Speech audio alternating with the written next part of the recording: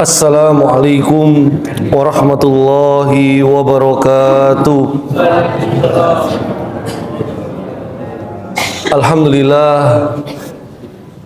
hamdan katsiran thayyiban mubarakan fi kama yuhibbu rabbuna wa yarda. Wassallallahu wasallam wa baraka ala nabiyil karim wa ala alihi wa ashabihi wa man tabi'ahum bi ihsanin ila yaumiddin wa ba'd. Jamaah rahimani wa rahimakumullah, kita akan lanjutkan kisah manusia yang terbaik, manusia yang termulia, manusia yang menjadi kekasihnya Allah, manusia yang menjadi panutan kita. Beliau tak lain dan tak bukan adalah Rasulullah Sallallahu Alaihi Wasallam.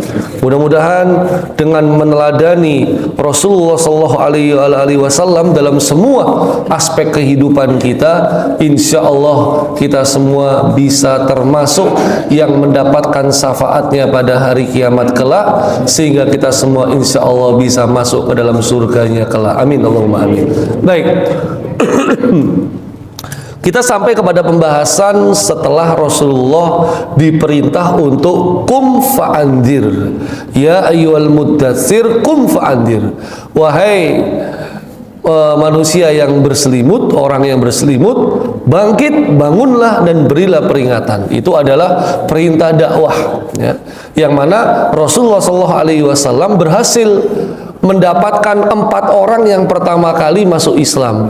Istrinya Ibunda Khadijah, kemudian sepupu, masih sepupu sebenarnya ini ya, Ali bin Abi Thalib, dan kemudian Abu Bakar As-Siddiq, dan dari maula, dari hamba sahaya Zaid bin Harisah. Ada 4 orang yang pertama. Nah, itulah yang termasuk dalam ring pertama dakwah, ya. Jadi Rasulullah ini dakwanya tidak sporadis, tidak sembarangan. Beliau sudah coba untuk menganalisa mana orang-orang yang berpotensi ketika diajak masuk Islam tidak ada penolakan, ketika diajak masuk Islam, keislamannya itu akan berpengaruh kepada yang lainnya. Itu Rasulullah sudah menganalisa. Jadi nggak sekedar ada orang lewat atau sekedar kenal diajak masuk Islam, tidak. Tapi benar-benar dilihat siapa yang memiliki potensi yang sangat besar untuk Islam dan umat Islam. Makanya kalau kita lihat, ternyata Rasulullah SAW memulai dakwanya dari rumah. Istrinya dulu, kemudian masih ada sepupunya tapi kecil, dan kemudian ada hamba sahaya. Baru keluarnya itu adalah orang-orang yang dekat dengan beliau, yang menjadi sahabat beliau, yaitu Abu Bakar As-Siddiq, para jamaah. Nah, di sini memang ternyata untuk membentuk bangsa yang baik diperlukan masyarakat yang baik. Masyarakat yang baik itu berasal dari keluarga-keluarga yang baik. Nah, keluarga yang baik berasal dari pribadi atau kepala rumah tangga yang baik. Makanya kalau kita mau membuat gerakan perubahan, kebaikan untuk negeri kita tercinta, awali dulu dari dirinya sendiri, kemudian keluarganya, kemudian lingkungannya, masyarakatnya, sampai bangsa dan negaranya. Ini satu tahapnya. Walaupun kadang-kadang itu untuk kebaikan tidak langsung dari bawah, tapi bisa langsung dari atas. Kalau pemimpinnya baik, maka yang dipimpin pasti baiknya. Kalau pejabatnya baik, maka yang dipimpin juga pasti akan baiknya. Kalau rakyatnya bayar pajak, berarti pejabatnya juga bayar pajak, kan gitu juga kan, gitu ya. Jangan sampai rakyatnya bayar pajak, pejabatnya nggak bayar pajak, gitu ya. Puasa-puasa nggak boleh ngerasani, gitu. Padahal itu nggak ngerasa nih kenyataan. Nah, jamaah, artinya kita coba dua sisi. Ya, kebaikan itu bisa berasal dari pemimpin yang baik, juga bisa berasal dari keluarga yang baik. Makanya dua-duanya ini kita lakukan untuk kebaikan Indonesia ke depan, ya, kebaikan Indonesia yang integritas, kejujuran harus di atas segala-galanya, Pak. Karena kalau melihat berita itu kan ngeri. Rektor udah dua, ya, udah dua rektor yang tersangkut korupsi. Rektor, ya, profesor, doktor, ya.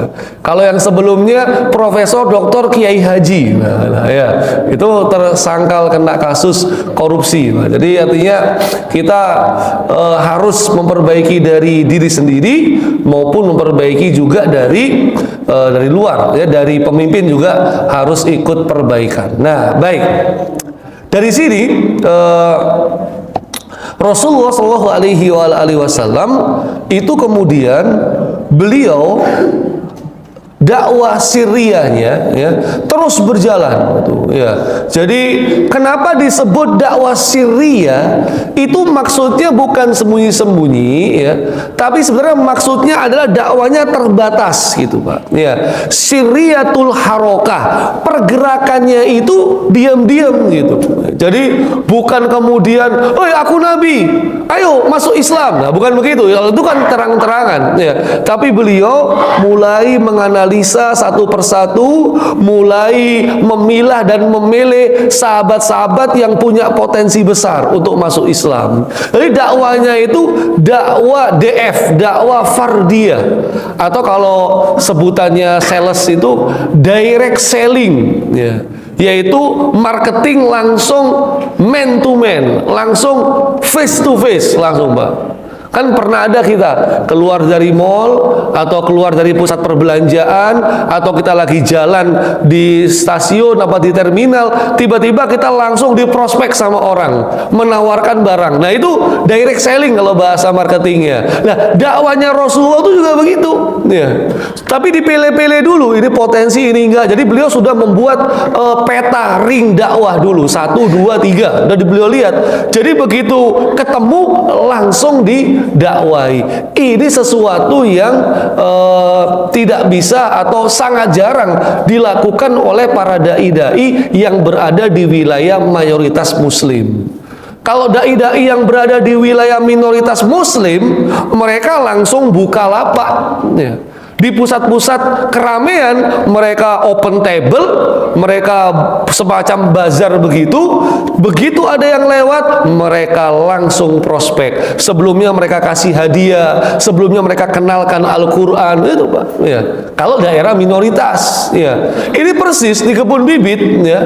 Teman-teman relawan tuh cerita. Jadi di daerah Kebun Bibit di Ngagel itu ada salah satu gereja yang dari ruko, ya, yang mana mereka dakwahnya itu dalam tanda kutip dakwah, ya, dakwahnya tinggal perpustakaannya atau rak-rak bukunya ditaruh di luar rukonya, ya, di daerah Kebun Bibit situ.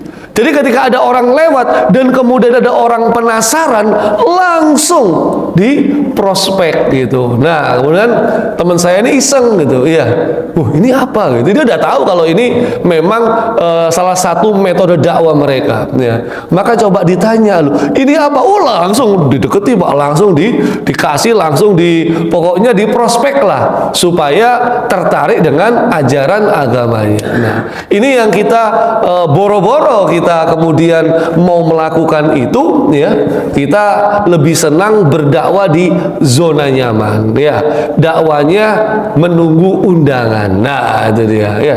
Setelah dakwah biasanya dikasih hadiah, ya. Cuman kali ini nggak ada kopi tehnya, itu aja, ya. Ini kalau ini mah dakwah, ya, ya, saya tuh ada dakwah, ya, alhamdulillah lah, gitu, ya. Tapi ini dakwah yang level rendah, para jemaah, ya. Jadi sebenarnya kalau mau dakwah yang level lebih atas itu langsung prospek, gitu, ya, langsung prospek. Nah, ini baik, kita coba lanjutkan. Nah, yang menarik, nah, Pak, Abu Bakar ini orang pilihan. Jadi dari Abu Bakar ya, itu ternyata beliau merekrut sahabat-sahabat yang besar lain, Pak. Siapa itu? Utsman, Zubair ibn Awam, ya. Abdurrahman bin Auf, Sa'ad bin Abi Waqqas, Tolha bin Ubaidillah. Setelah itu nyusul Abu Ubaidah bin Jarrah, Abu Salama, Arqam bin Abil Arqam, Sa'id bin Zaid, ya. Itu semua. Ini kan nama-nama ini, itu nama-nama sahabat yang paling top, Pak.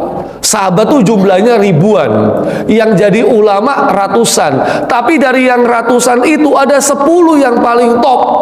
Nah, 10 yang paling top itu semuanya itu masuk Islamnya rata-rata lewat jalurnya Abu Bakar. Maka Abu Bakar ini pahalanya sangat banyak para jemaah. Dari Abu Bakar orang-orang mulia ini masuk Islam, orang-orang mulia ini pahalanya besar karena Abu Bakar yang memasukkan Islam melalui sarananya, melalui sarana untuk masuk Islamnya, ya. Maka kemudian Abu Bakar juga dapat pahala yang sama. Bayangkan Pak, Utsman itu kan infaknya nggak main-main, ya. Sampai Utsman itu terkenal wakaf sumurnya itu, ya kan? Nah, coba kita bukakan aja. Pahalanya nggak main-main Utsman ini para jemaah. Tapi pahala yang besar bagi Utsman itu Abu Bakar juga dapat pahalanya. Nah, ini menariknya dalam Islam itu ada multi level pahala, Pak, ya. Sebaliknya juga ada multi level dosa. Itu sama juga para jemaah. Bah, kalau kita lihat ya, sahabat Utsman ibn Affan itu para jemaah itu kan pernah membeli sumurnya Yahudi itu, ya, yang terkenal gitu ya, sumurnya Yahudi. Jadi saat itu mereka ini mengalami kesulitan air, kaum muslimin, ya, sangat butuh sumber air minum. Sementara itu hanya ada satu sumur dan itu punya Yahudi. Nah, jadi Yahudi jualan air, Pak. Nah, ini juga kalau kata Ustadz Budi Ashari, beliau nggak mau jualan air, katanya. Kenapa? Soalnya yang jualan air pertama kali itu Yahudi, bilang gitu, ya kan? Jadi beliau nggak mau jualan air. Harusnya air itu dibagi-bagi secara gratis, karena itu kan dari Allah. Nah, itu ya Pak. Tapi ya itu prinsip beliau, ya. Boleh aja Pak jualan air. Namanya juga dari terawas kan biasanya ya, penyulingan ya, kemudian pengemasan, pembersihan segala macam ya, itu tentu butuh biaya, gitu, Pak, ya.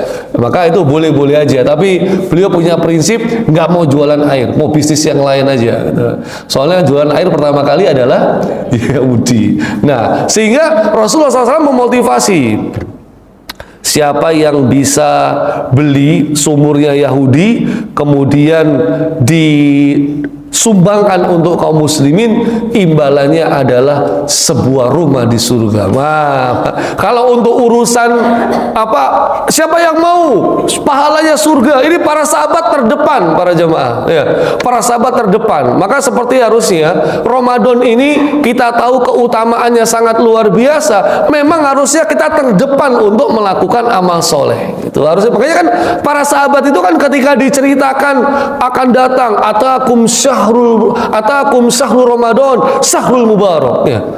Telah datang kepada kalian bulan Ramadan, bulan yang penuh dengan keberkahan. Sahabat tuh gembira luar biasa karena mereka memandang Ramadan ini bulan untuk panen pahala. Itu para sahabat, ya.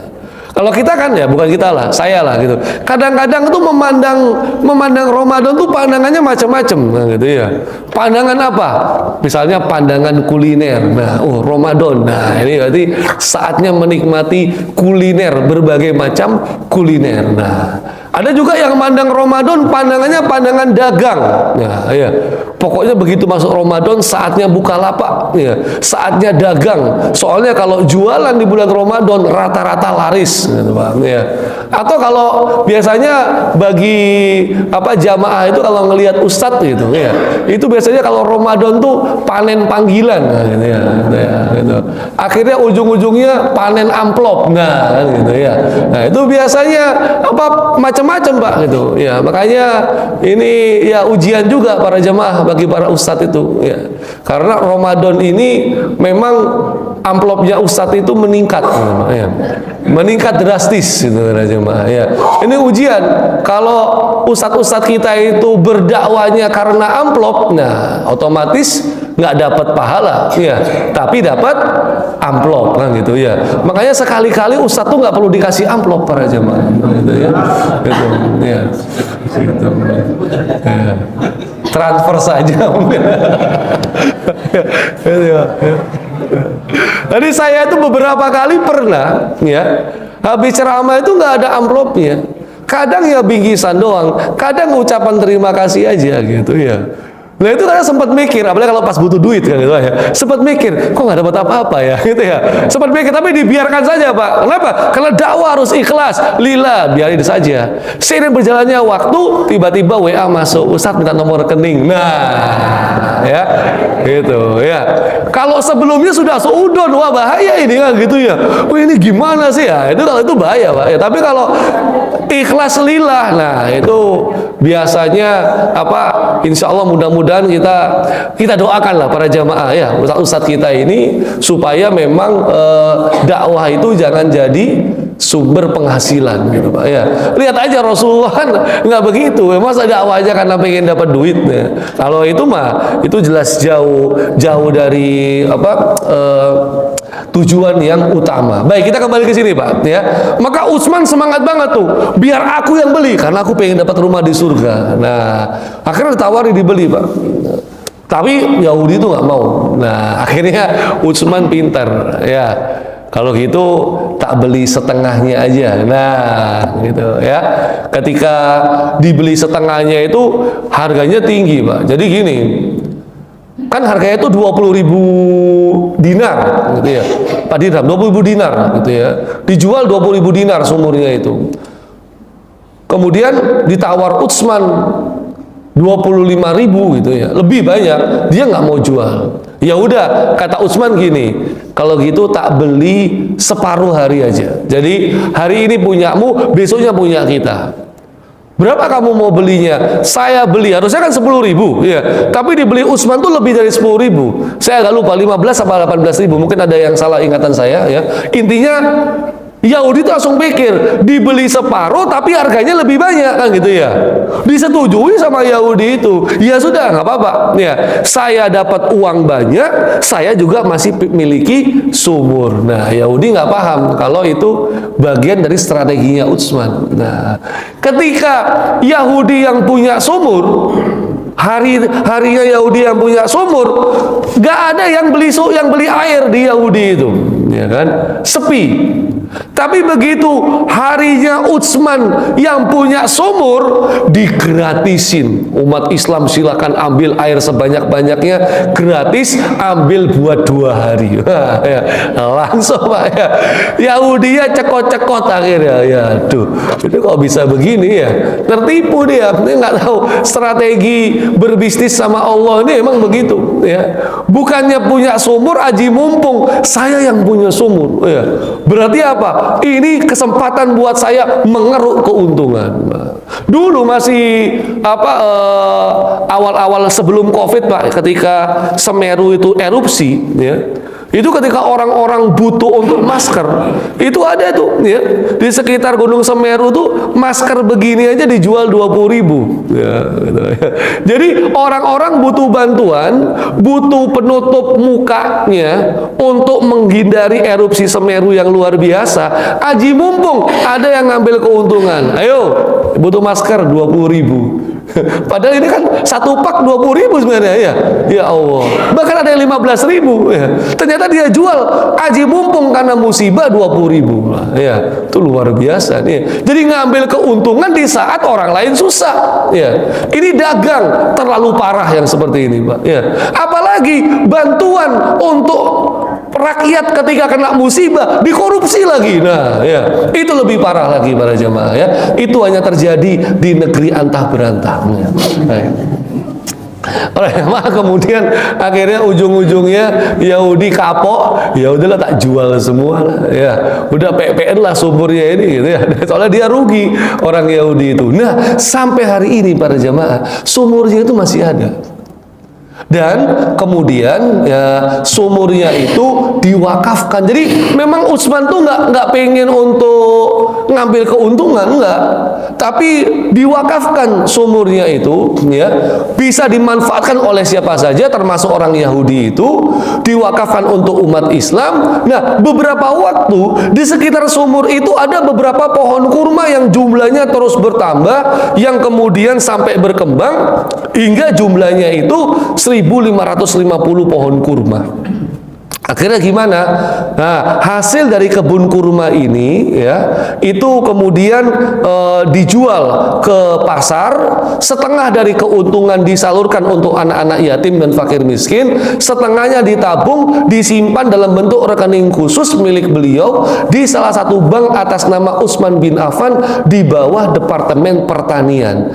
Akhirnya uang yang ada di bank itu cukup untuk membeli sebidang tanah dan membangun hotel yang cukup besar di salah satu tempat yang strategis dekat Masjid Nabawi. Hotelnya ada berdiri, Pak, ini gambarnya gambar lama.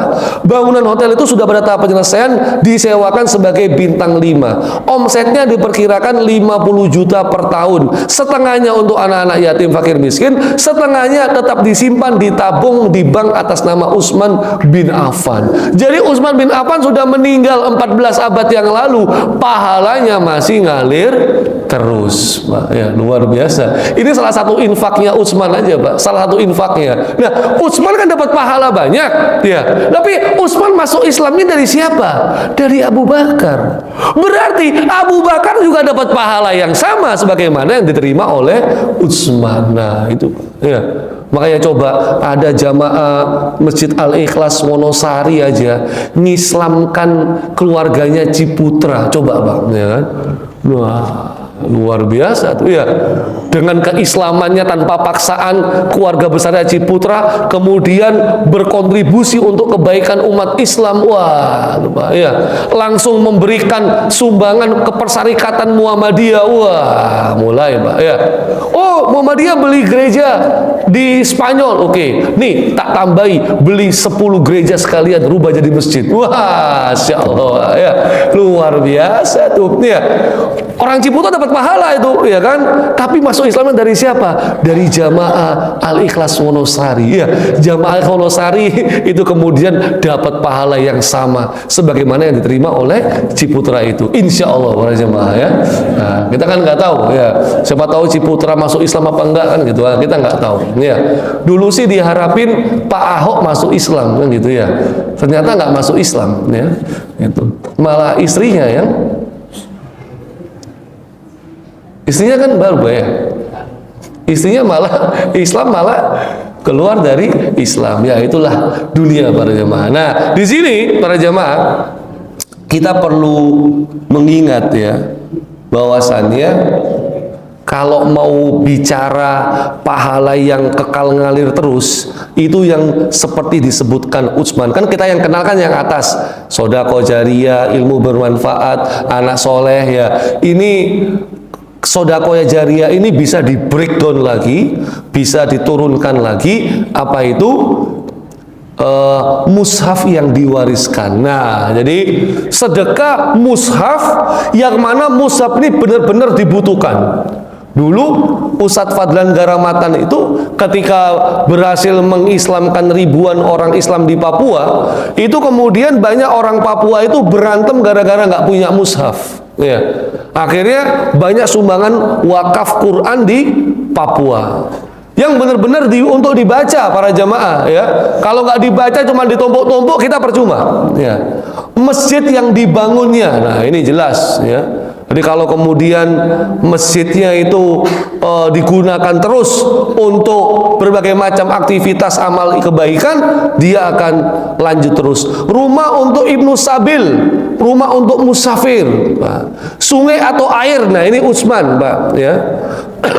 Atau sodako yang dikeluarkan dari hartanya di waktu sehat dan semasa hidupnya. Ini kalau kita mau coba cerdas, kita mau berinfak, mau beramal soleh yang pahalanya lanjut terus. Nah, ya.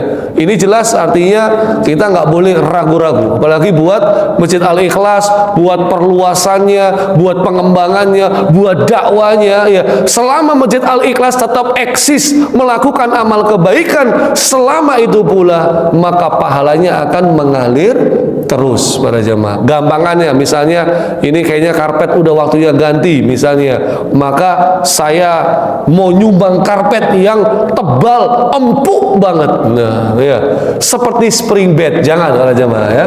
Nanti nggak sholat itu, malah tidur. Ya, selama karpetnya masih digunakan sholat, ya, mungkin orangnya jarang sholat ke sini, ya, tapi karena karpetnya selalu digunakan sholat, maka kemudian dia dapat pahala orang-orang yang sholat di karpet tersebut. Masya Allah, ya, luar biasa.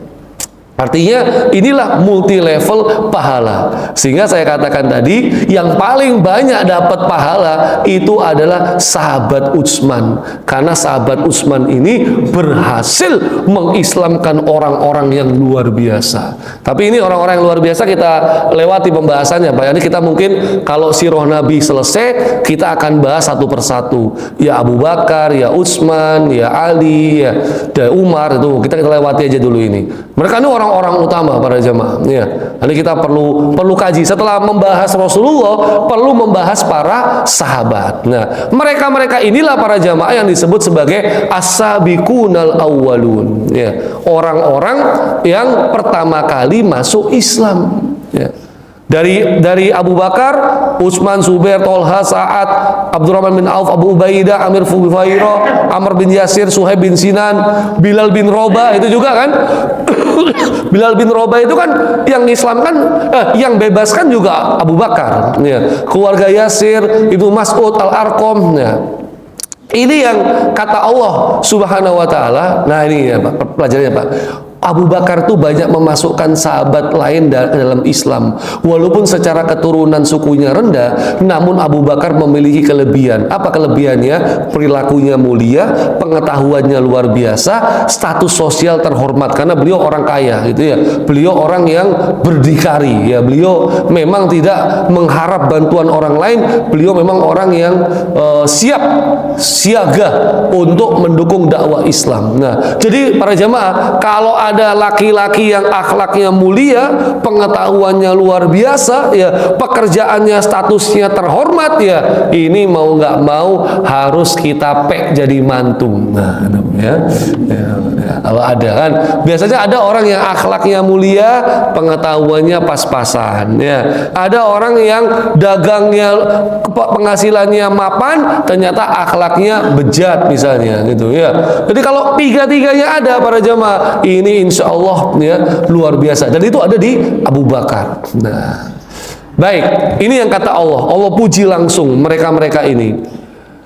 Allah Subhanahu wa Ta'ala berfirman, was-sabiqunal awwalun minal muhajirin wal ansor, orang-orang yang pertama kali masuk Islam dari kalangan muhajirin dan dari kalangan ansor, walladzina tabauhum bi ihsan, dan orang-orang yang mengikuti mereka dengan baik, radhiyallahu anhum wa radu an, Allah ridho kepada mereka, mereka pun ridho kepada Allah. Wa a'adda lahum jannatin tajri tahtahal anhar khalidina fiha abada, dzalikal fawzul adzim. Karena Allah ridho kepada mereka, maka Allah siapkan untuk mereka surga yang mengalir mengalir sungai-sungai di dalamnya. Para jemaah, kenapa ayat-ayat surga banyak bercerita tentang sungai? Karena di Arab itu jarang ada sungai, ya. Tapi jangan kemudian kita samakan nanti sungai surga sama dengan sungai kita. Enggak, para jemaah, ya. Itu berbeda. Kita perlu mentadaburi ayat-ayat yang berbicara tentang anhar, yang berbicara tentang sungai. Nanti sungai di surga itu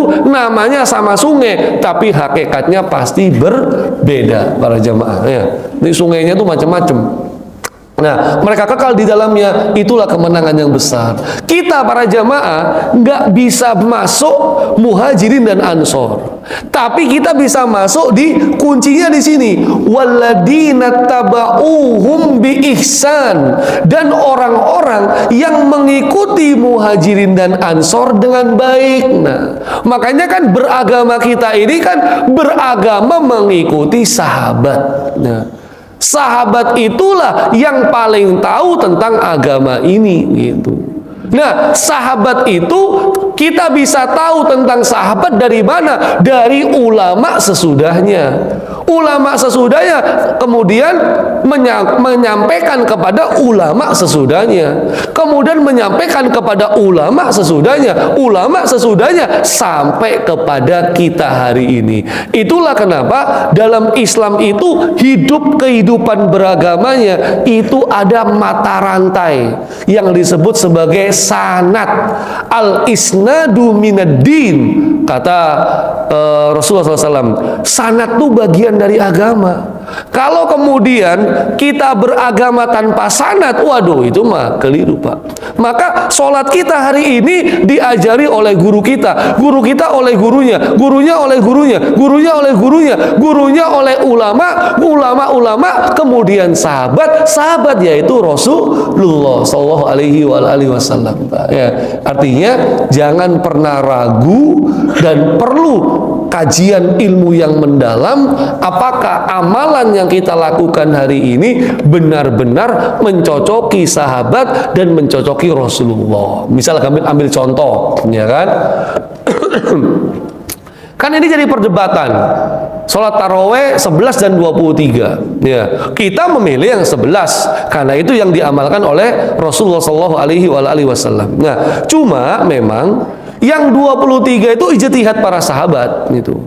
Karena yang 11 itu biasanya panjang, ya. Sehingga ketika seiring berjalannya waktu, umat itu nggak seperti sahabat. Akhirnya kemudian dirubah, ya. Di zaman kekhalifahan, di zaman khalifah para sahabat, itu yang 11 panjang-panjang diperbanyak jumlah rokaatnya, supaya bacaan yang panjang kalau rokaatnya banyak itu istirahatnya lebih sering, kan gitu, Pak. Kalau 11 panjang-panjang istirahatnya jarang, ya. Tapi kalau 23 panjang nggak terlalu kerasa, lebih ringan karena dibagi dengan jumlah rakaat yang banyak. Ya, makanya sampai sekarang di Saudi itu 23. Ya, ini nggak ada masalah, ini khilaf biasa. Ya, cuma memang sampai ke kita tuh masih memilih opsi yang ketiga. Ya, kalau yang 11 panjang-panjang, yang 23 yang panjang itu dipecah menjadi jumlah rakaat yang banyak, sampai di kita itu opsinya bertambah. Kita milih jumlah rakaat yang paling sedikit dan bacaannya juga yang pendek-pendek. Nah, itu, ya. Pokoknya kita kan pinter itu. Ya, kalau ya, mengakali sedikit kan pinter. Karena kalau begitu imamnya panjang-panjang, waduh, ya, itu baru 2 rakaat udah rasan-rasan jamaah. Imamnya sopo ya? Gak apa-apa tak imamnya. Biasanya gitu, Pak. Nah, sama seperti zakatnya. Rasulullah SAW itu zakatnya zakat fitrihnya itu dengan kurma. Lah, ternyata hari ini kita zakatnya nggak pakai kurma, tapi pakai beras. Padahal Rasulullah itu seumur hidupnya ketika zakat pakai kurma. Loh, kok bisa? Nah, ini perlu kita luruskan. Memang dalilnya itu kurma, tapi ada pemahaman terhadap dalil. Ini yang kadang-kadang kita terlepas, para jemaah. Ya. Dalilnya kurma, tetapi memahami dalilnya ternyata butuh usul fikih. Usul fikih. Orang yang ngerti fikih dia paham. Umat Islam semakin berkembang, umat Islam semakin banyak, tidak semua makanannya kurma. Sehingga diambil spiritnya, dikiaskan. Dalilnya tetap Rasulullah zakat pakai kurma, tapi dikiaskan makanan pokok bagi umat Islam yang hidup di wilayah lain. Maka akhirnya kemudian dari kurma dikiaskan makanan pokok umat Islam Indonesia, kemudian zakat fitrahnya pakai beras karena makanan pokoknya adalah nasi ya. Kalau saya nasi lah cuma ya. Bahkan di era kontemporer sekarang lebih diperluas lagi pemikirannya. Kalau nasi tanpa lauk pauk itu kurang afdol, misalnya begitu ya. Akhirnya sekarang zakat fitrah bisa menggunakan uang para jemaah. Nah, itu dia ya. Para jamaah terserah nih mau zakat fitrah yang model apa. Dua-duanya semua punya argumen ya. Dua-duanya semua berdiri di pendapat yang kokoh ya. Kita tinggal milih ya, itu dia.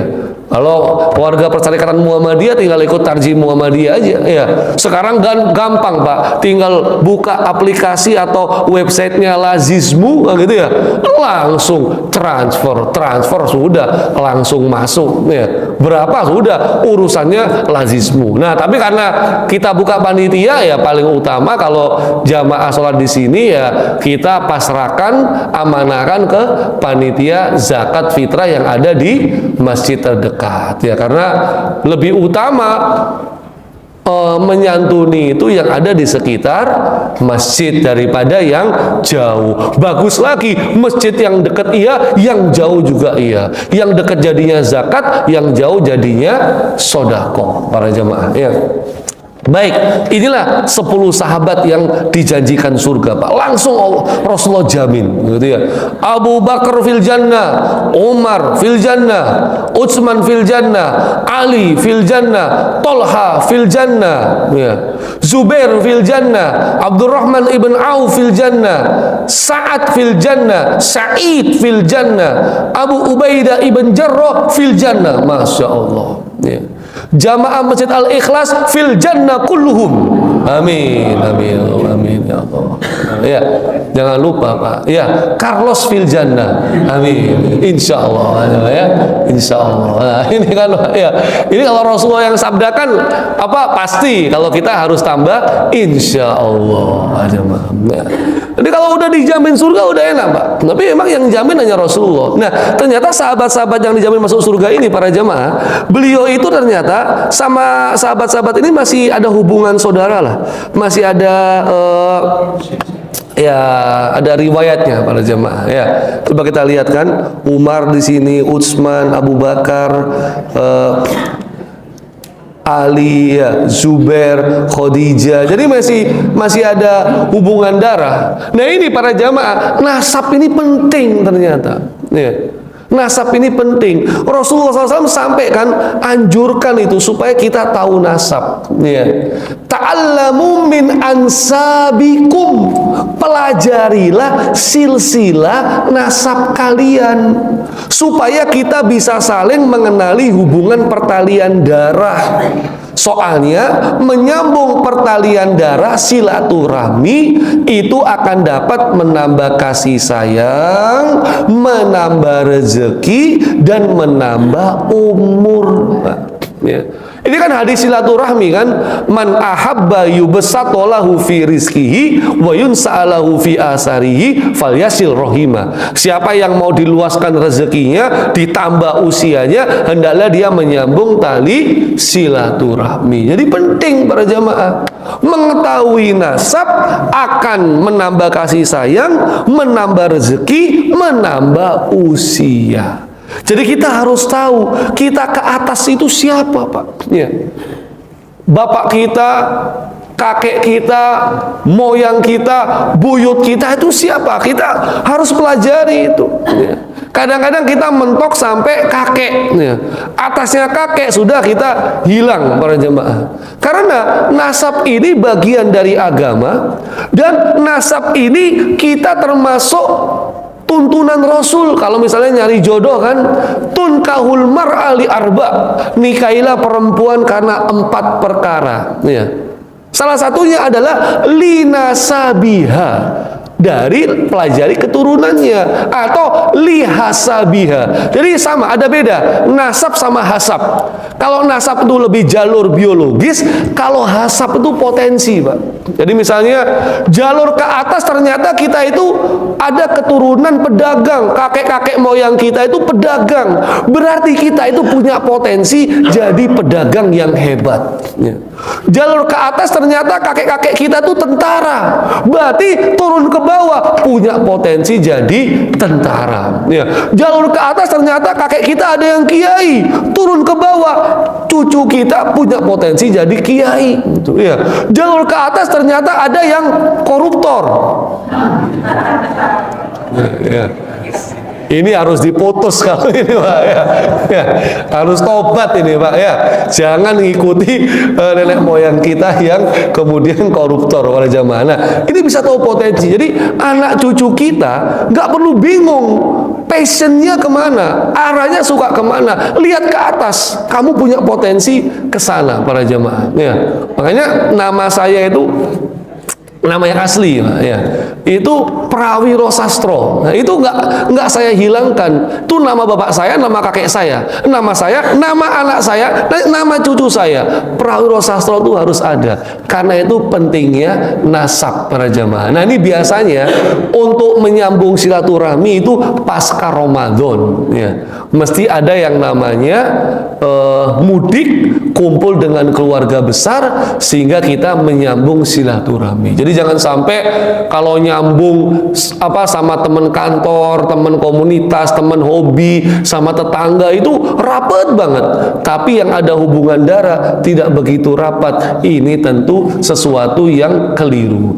Justru yang lebih diutamakan yang ada hubungan darah kita rapatkan, ya. Yang juga yang belum ada hubungan darah kita juga rapatkan. Masa sama tetangga, sama teman sejawat bisa akrab, sama saudara sendiri ternyata tidak akrab para jemaah. Ini artinya nasihat buat kita semua untuk selalu menyambung tali silaturahmi. Dan itu momennya biasanya momen Idul Fitri. Jadi selain makan-makan, selain maaf-maafan, juga menyambung silaturahmi. Nah, setelah ini maka kemudian Rasulullah Shallallahu Alaihi Wasallam melanjutkan dakwahnya.